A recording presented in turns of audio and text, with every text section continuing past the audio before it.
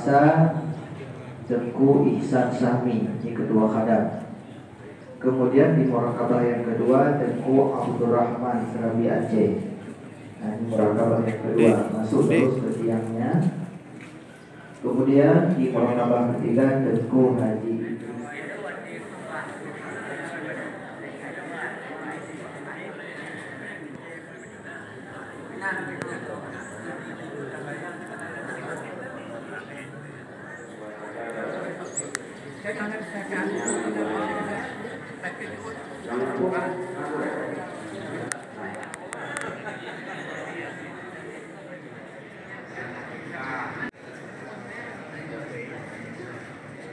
Ya, dia makan pelupo.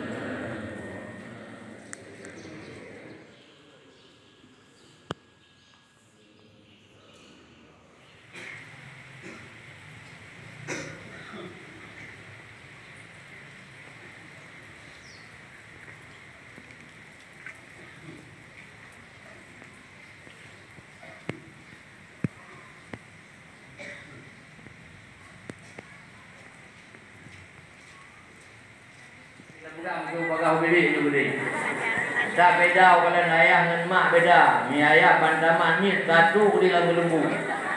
Mi mak pandaman mi dan pandaman mi dompet aja rumah.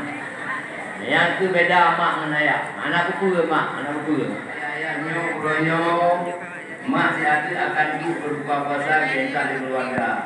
Cuman menanti ulang buku hana soju mi hana ada yuk sinau.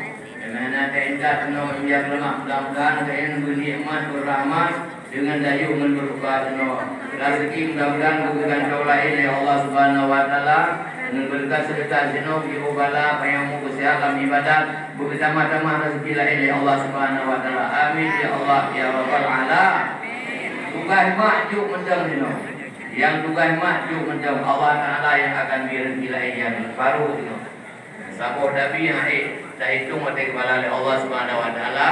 Lebih-lebih dalam sedekah dalam bulan suci Ramadan. Lebih-lebih dalam sinau di Darussalam.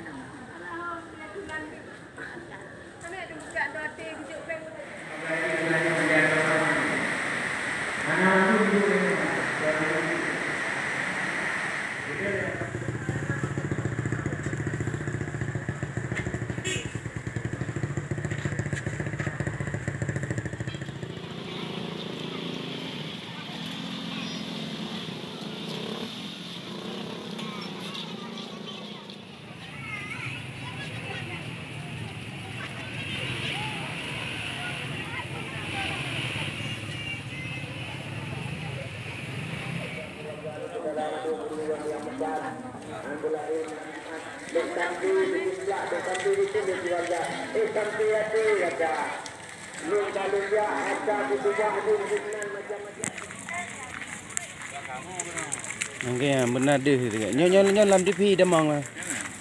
Lam DP. Oh, kriu ha. Nyo uluan nang roi nonton.